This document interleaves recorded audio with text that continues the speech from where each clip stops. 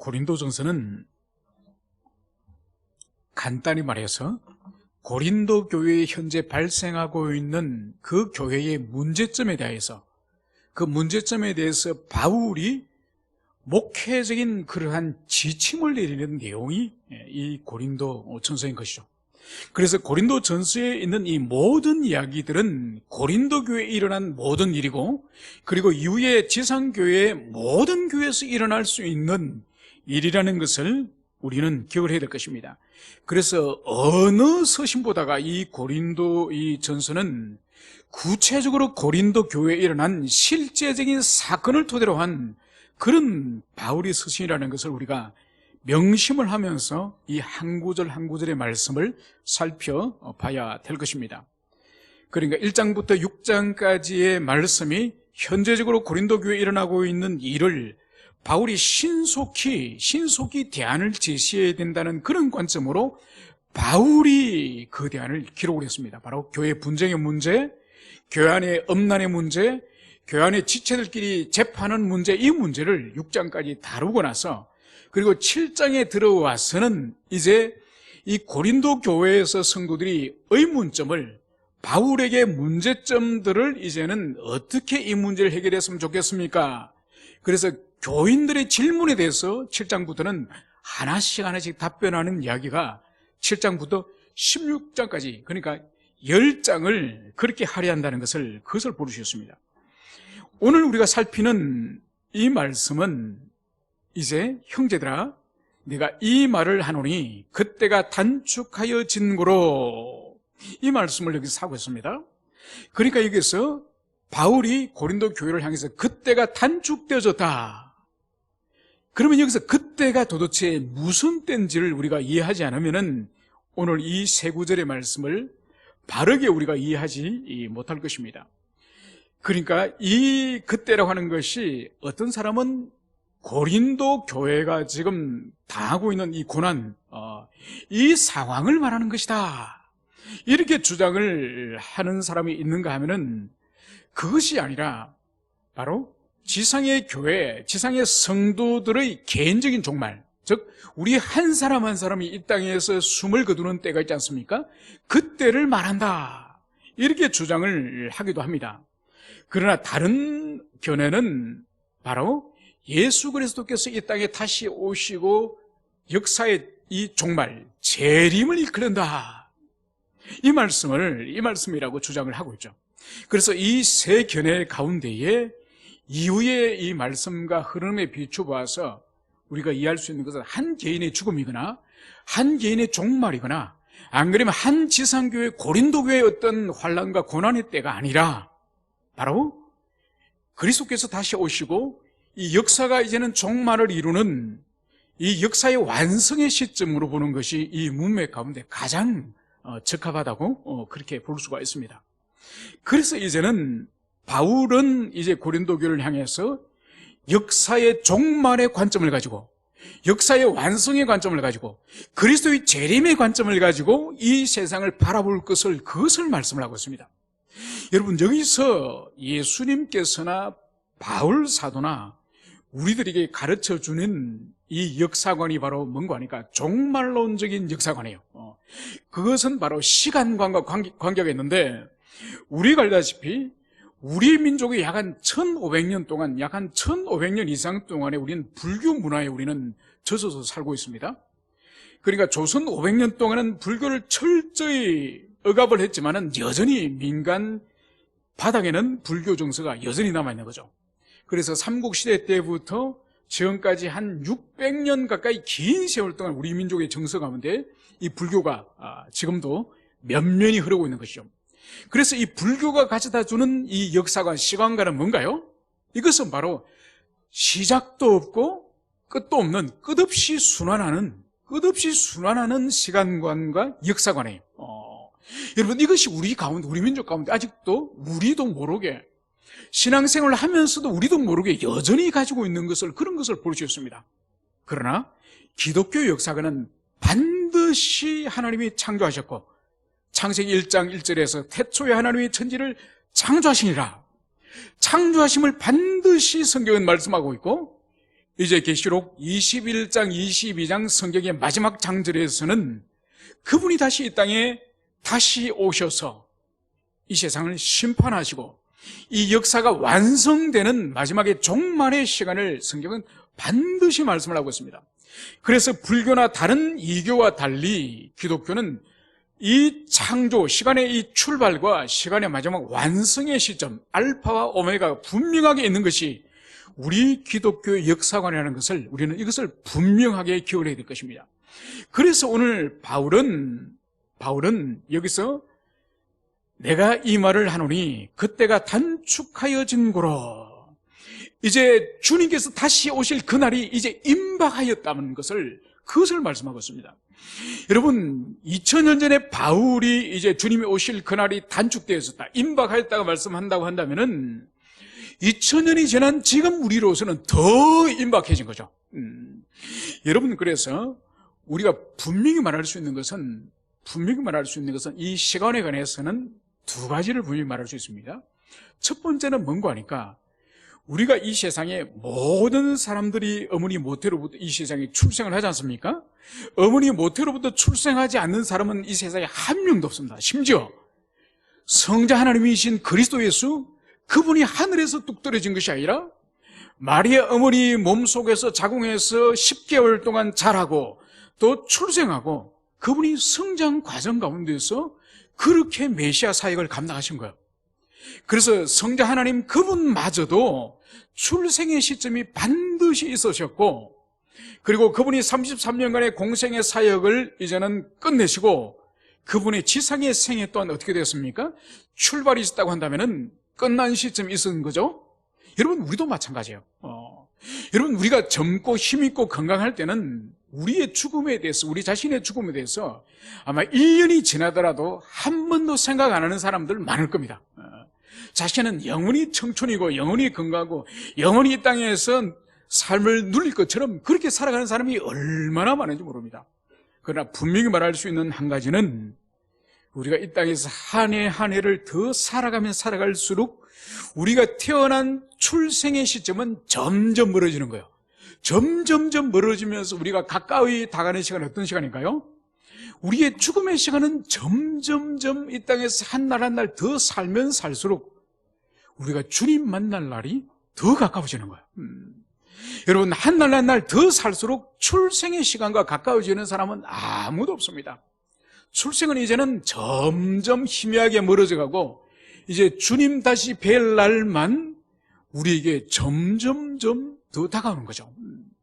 여러분 그렇게 보면 어떻게 보면은 우리가 1년의 하루인 우리 생일을 아주 우리는 의미를 부여하고 정말 그렇게 특별한 세레머니를 하지 않습니까? 그게 나쁘다는 의미는 아니에요. 그런데 거꾸로 생각을 해보면은 출생은 이제 우리와 아무 상관없는 날이에요, 사실은. 왜냐하면은 이제는 출생과 상관없이 하나님께 가게 되거든요. 어떤 사람은 출생 후에 100년 지나서 하나님 나라 가는 사람이 있는가 하면 어떤 아이는 출생 후 돌도 못 지나서 생명을 끝내는 그런 사람이 있습니다. 여러분 그렇기 때문에 어떻게 보면은 냉정한 이야기 같지만은 출생은 출생 그날 의미가 있을 뿐이지 출생 이후로는 사실 우리에게 아무런 의미가 없습니다. 이제는 오히려 우리가 이제는 이 땅의 생명을 끝내고 주님 앞에 다시 서게 될 그날이 우리에게 진정으로 의미가 있는 것이죠. 여러분 그래서 이 땅에 태어난 모든 사람은 이제는 출생은 까마득하게 멀어져 가고 이제 주님을 배울 날은 점점 선명하게 가까이 다가온다는 그것을 우리는 기억해야 될 것입니다. 어제 우리 최근사님 가정에서 우리 대승 형제님한테 연락이 왔는데 수요일 날 이제 그 빈센트 병원에서 퇴원을 하셔가지고 이제 집으로 못 들어가고 24시간 누군가 이렇게 돌봐주셔야 되니까 요양원으로 들어가신 거예요. 그런데 요양원이 지금 이 코로나 사태로 말미암아서 면회를 안 시켜주는 거예요. 면회를 친자녀도 지금 면회를 할 수 없습니다. 그래서 제 아는 목사님 어머님은 2주 전에 돌아가셨는데 어떻게 됐는가 하니까 위중해도 만날 수가 없는 거예요. 돌아가시고 나서야 만났습니다. 그러니까 제가 그 어머님을 생각할 때, 그 권사님을 생각할 때 얼마나 마음이 아픈 게 뭔가 하니까, 임종의 그 순간도 자녀들이 임종을 못 지키는 거예요. 그 어머님이 죽어가는 그 순간에도 이 코로나 사태에 자식을 보고 마지막으로 할 말이 있을 거지 않습니까? 그거를 남기지 못하는 거예요. 얼마나 마음이 가족들도 아프고 눈을 감는 그분들도 얼마나 마음이 아프겠습니까? 여러분, 이것이 지금 이 땅에서 일어나고 있는 연로하신 노인들의 마지막 이 땅을 떠나시는 그런 모습이에요. 얼마나 마음이 서로 아프겠습니까? 오늘 이제 이 종말의 관점을 가지고 이제는 바울은 이렇게 말씀을 하고 있습니다. 이후부터 안에 있는 자들은 없는 자같이 하며. 여러분, 지금까지 이 7장 앞에까지 바울이 가장 많은 양을 할애하면서 이 고린도전서 이 상반부에서 설명한 것이 바로 뭔가 하니까 이 음행의 문제 본질이 뭐죠? 가정과 혼인제도예요. 하나님이 세우신 가정과 혼인제도에 있어서 우리 육체를 쾌락의 도구로, 이 음란의 도구로 사용하지 말고 우리 육체를 하나님께 영광을 돌리라, 이 말씀을 하시면서 이 혼인제도를 귀히 여길 것을 말씀하셨습니다. 그래서 남편이나 아내 된 자나 이 혼인제도를 귀히 여길 것을 말씀하셨는데, 오늘 이 29절에서는 바로 이후부터 안에 있는 자는 없는 자같이 하라. 언뜻 이 말씀을 보면은, 아니 지금까지는 바울이 그렇게 혼인과 가정제도와 부부의 연합을 그렇게 중요하다고 말씀을 했는데, 아니 안에 있는 자는 이제부터 없는 자처럼 해라, 이 말씀을 이렇게 하는 거예요. 이 의미가 뭔가 하니까, 잠시 전에 제가 말씀드렸던 것처럼 지상의 혼인과 가정과 부부제도가 아무리 중요하더라도 이것은 지상에서 있는 유한한 제도예요. 그래서 종말과 영혼의 빛에서 비춰볼 때는 이거는 이 땅에 잠시 있는 제도가 바로 가정의 제도고, 부부의 제도고, 또 부모와 자식의 제도고, 이 모든 것들이 지상에 잠시 동안 가정을 가지고 육체를 가지고 있는 동안에 이것을 누리는, 그리고 이것을 지켜야 되는 그런 제도라는 것을 여기서 바울이 말하는 거예요. 그래서 지금까지 강조하였던 가정과 부부 제도 또한 영혼의 빛에, 종말의 빛에, 그 주님의 재림의 빛에 비추어 볼 때는 안에 있는 자는 없는 자같이 하라, 이 말씀을 여기서 하는 거죠. 제가 아는 어떤 목사님이 유복자로서 태어났습니다. 그러니까 자기 아버님 목사님이 이제 아내와 결혼을 하고 얼마 안 돼서 한국 전쟁이 터져가지고 이 6.25 전쟁 때 이 아버님이 돌아가신 거예요. 그러고 나서 알고 보니까 이 어머니가 임신이 된 거예요. 그러니까 태어났는데 이 어머님은 1년도 남편과 살아보지 못하고 청산이 된 거예요. 1년도 못 살아보고, 그리고 평생 이 아들 한 분을 잘 키우리라는 그 신념으로 자식을 키운 거예요. 그래서 자식을 신학교 보내고 미국까지 유학을 보내고, 그리고 목사 되고, 그래가지고 이분이 이제 권사님으로서 이제 천국 갈 날만 기다리는 거죠. 그러면서 이분이 배우고 이분이 가지고 있는 재림신앙, 내세신앙은 뭔가 하니까, 예수님이 요한복음에 천국 올라가시면서 내 집을 준비하신다고, 집 준비가 끝나면 데리러 오겠다고 말씀했지 않습니까? 그런데 이분이 교회에서 목사님들에게 그 집에 가면 누가 있는 줄 아느냐? 바로 먼저 떠난 신랑도 있고 먼저 떠난 아내도 있고, 그래서 거기서 다시 신접 살림을 차려가지고 천국집에서 잘 살 것이다, 이걸 이분이 교회에서 지금까지 평생을 가르친 거예요. 그런데 아드님이 주일날 딱 부활과 재림에 대해서 설교를 하면서, 혼인과 가정과 부부 제도는 이 지상에만 있는 것이지 천국 가서는 이런 제도가 없습니다, 예수님께서 말씀하지 않았습니까? 여러분 기억하시죠? 그죠? 7 아들이 있는 그 아들들이 형님이 죽고 또 죽고 또 죽고 해가지고 그 형수님이 종말에 내세에 도대체 누구의 분이 되겠습니까? 예수님이 그 질문했지 않습니까? 그러면서 천국에는 천사처럼 혼인도 없고 씹고 장가가는 것도 없다. 주님이 그 말씀했지 않습니까? 그거를 아들 목사님이 설교를 한 거예요. 그리고 그날 집에 들어가니까 어머님 권사님이 대성통곡을 하는 거예요. 내가 평생을 니를 키우고 니를 목사 만들고 평생을 참고 기다린 것이 죽어서 너가 아버지 만나가지고 신접 살림을 거기서 너가 아버지랑 1년도 네가 못 살았는데 천국 가서 영원히 신접 살림 살아보는데 네가 오늘 설교하기로 그런 거 없다며? 그러니까 살락이 없다는 거예요. 바로 뭐죠? 바른 진리를 깨닫지 못하고 바른 진리를 알지 못하고 살아가기 때문에요. 바울은 분명히 말하지 않습니까? 아내가 있는 자도 없는 자같이 바로 종말의 빛에 의해서 이 지상에 있는 혼인과 가정 이 부부 제도임을 그것을 깨달아. 그것을 바울이 오늘 말씀을 하는 거죠. 그러면서 우는 자들은 울지 않는 자같이 하며 기쁜 자들은 기뻐하지 않는 자같이 하며. 여러분, 이것이 뭔가요? 이 땅에서 우리에게 가장 대표적인 삶에 있어서 정서가 뭔가요? 슬픔과 기쁨이 아니겠습니까? 좋은 일이 있으면 다 함께 우리가 기뻐하고 즐거워하고 또 힘들고 슬픈 일이 있으면 함께 울고. 여러분, 이것이 가족이고 이것이 교회 공동체지 않습니까? 그죠? 그럼에도 불구하고 오늘 바울이 우는 자들은 울지 않는 자같이 또 기쁜 자들은 기뻐하지 않는 자같이 하며. 이것이 바로 뭔가요?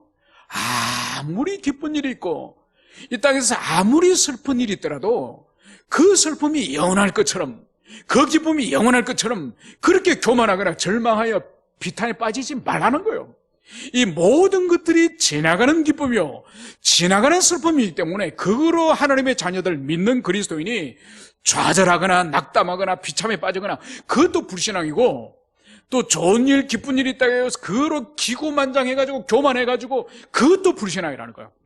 그래서 기쁜 일이 있더라도 영혼의 빛에 비춰볼 때는 기쁨이 지나가는 것처럼, 슬픔의 일이 있다 할지라도 그것을 또한 영원한 빛에 비춰볼 때는 그것 또한 지나가는 거로 그렇게 여기라는 거예요. 여러분, 그렇기 때문에 믿는 사람과 믿지 않는 사람의 가정을 비교하는 가장 큰 차이 나는 일 가운데 하나가 바로 장례식장이에요. 장례식장. 여러분, 결혼식장은 다 비슷해요. 신자나 불신자나 결혼식장은 거의 오늘날 거의 세레모니지 않습니까? 거의 쇼고 세레모니고. 그렇지만은 장례식장을 가보면은 완전히 달라요. 그러니까 죽음을 직면할 때의 사람의 모습을 보면은 신자와 불신자의 모습이 완전히 달라요. 여러분, 우리나라에 이제 사형제도가 없어진 지가 벌써 오래됐지 않습니까? 아마 22년 정도 됐을 겁니다.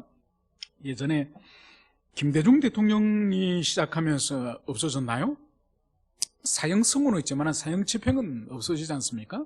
한 20여 년이 됐습니다.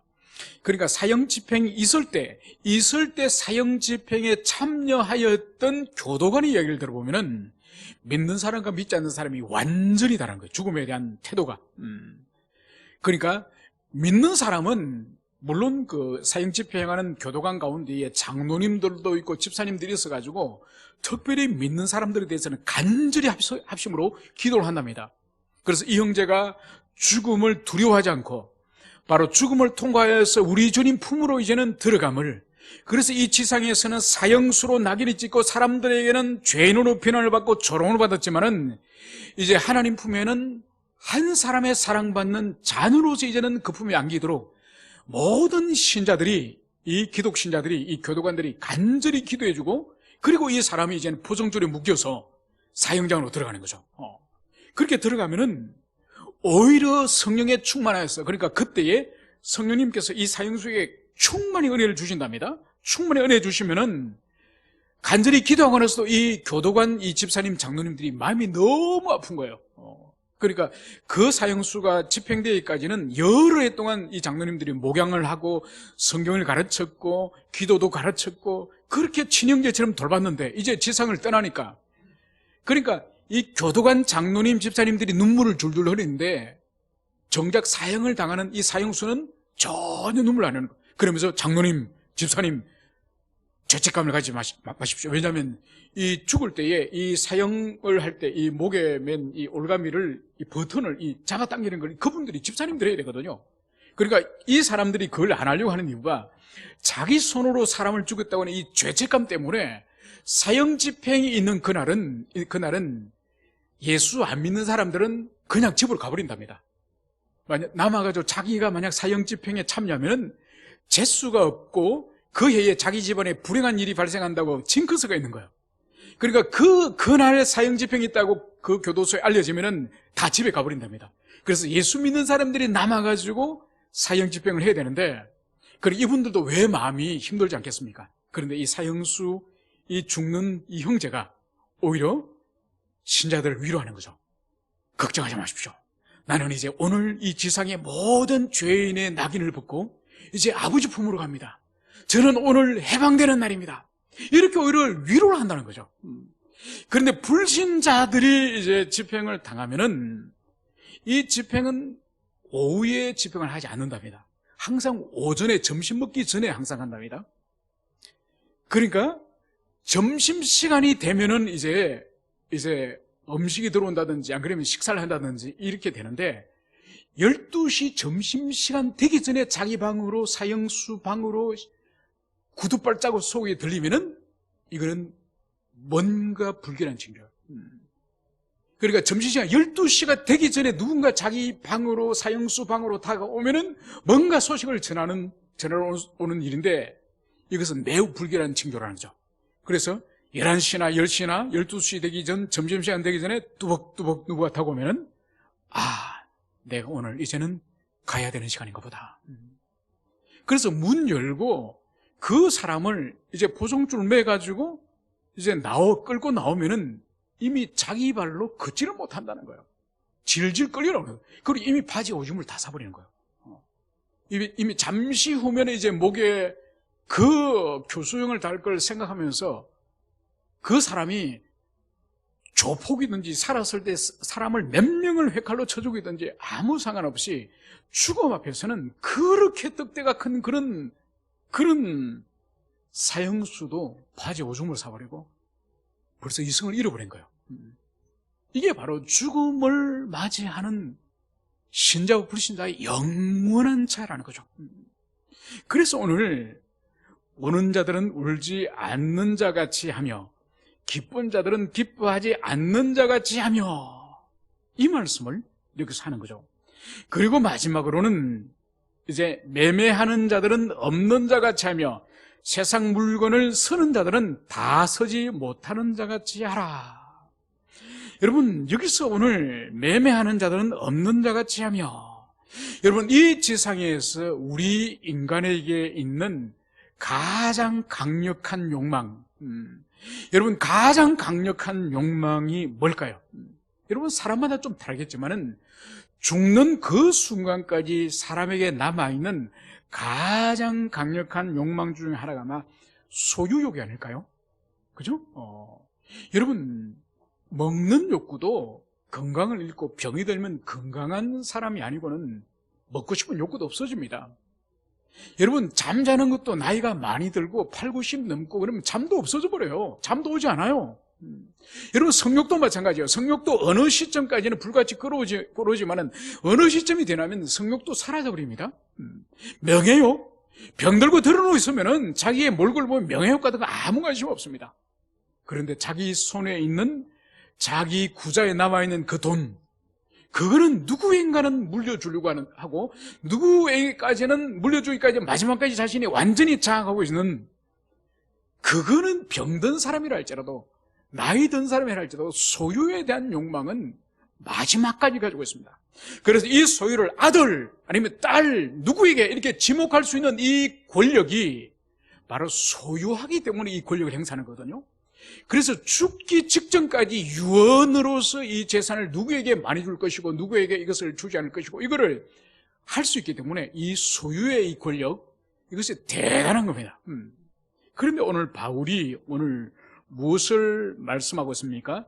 매매하는 자들은 없는 자같이 하며, 어떤 물건을 소유하여서 그것을 팔고 살 수 있는 이 소유의 이 욕망, 이것도 없는 것이 하라. 이 땅에서 아무리 유명하고 아무리 부유하고 아무리 많은 재물을 가졌더라도 하나님께서 호흡을 취하여서 부르시면 살아있을 때 그 재물에 대해서 권력을 행사할 수 있지, 죽으면 아무 소용이 없는 거죠. 그래서 영혼의 빛에 비춰볼 때는 네가 아무리 많은 소유를 가졌다 할지라도 그거로 인해서 교만하지 말라. 네가 아무리 가난하고 아무리 지금 궁핍하게 산다 할지라도 소유 없음으로 말미암아서 이 땅에서 불편할 뿐이지 그것 때문에 하나님 앞에서 불신을 갖지 말라. 이 말씀을 여기서 하는 거죠. 그리고 마지막으로는 세상 물건을 쓰는 자들은 다 서지 못하는 자같이 하라. 여러분, 세상 물건을 쓰는 자, 이것이 헬라어로 번역을 더 정확하게 하면 세상을 사용하는 사람이라는 뜻이에요. 여러분, 우리 모두가 이 세상에 있는 것을 사용하지 않습니까? 물을 사용하죠. 공기를 사용하죠. 그리고 이 세상에 있는 아름다운 산이나 강이나 이 아름다운 이 광경들을 우리가 보고 누리며 사용하죠. 그래서 하나님이 지으신 이 세상의 모든 자원들을 우리가 다 사용하면서 누립니다. 그죠? 그럼에도 불구하고 오늘 바울이 오늘 권고하는 것이 바로 뭔가요? 이 세상 물건을 쓰는 자들은 그러나 다 쓰지 못하는 자같이, 이 모든 것들을 내가 다 쓰고 가야지, 내가 다 누려봐야지, 다 맛을 봐야지, 이런 욕망을 우리가 가지고 있지 않습니까? 그래서 더 좋은 것, 더 많은 것, 더 아름다운 것을 우리가 누리려고 우리가 바둥바둥 살아가지 않습니까? 그러지 말라는 거예요. 왜? 바로 이 세상의 외형은 지나감이라. 우리가 아무리 이것은 내 것이다, 이것은 내 이름으로 지금 등기가 되었다, 이 통장은 내 이름으로 지금 통장이다, 이것은 내 몸에 있는 내 재능이다, 내 실력이다, 여러분 그러지 말라는 거예요. 왜냐하면 이 세상은 속히 지나가기 때문에 영원한 내 것은 없다는 거죠. 영혼의 빛에 비추어 볼 때에 영원한 것은 없다, 이 말씀을 여기서 하는 거예요. 이제 이 말씀을 정리하고자 합니다. 여러분, 이 말씀을 오해하여서 소유에 대해서 아무런 책임의식이나, 가정에 대해서 아무런 책임의식이나, 자녀에 대해서 아무런 의무를 가지지 않은 책임의식이나, 이런 무책임하라는 의미가 아니에요. 절대로.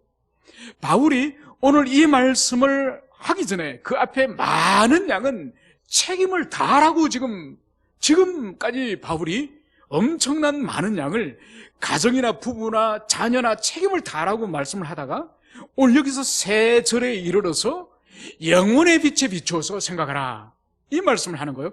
그래서 여기서 우리가 필요한 것이 바로 뭔가, 이 말씀을 우리가 받으면서도 균형을 이루어야 돼요.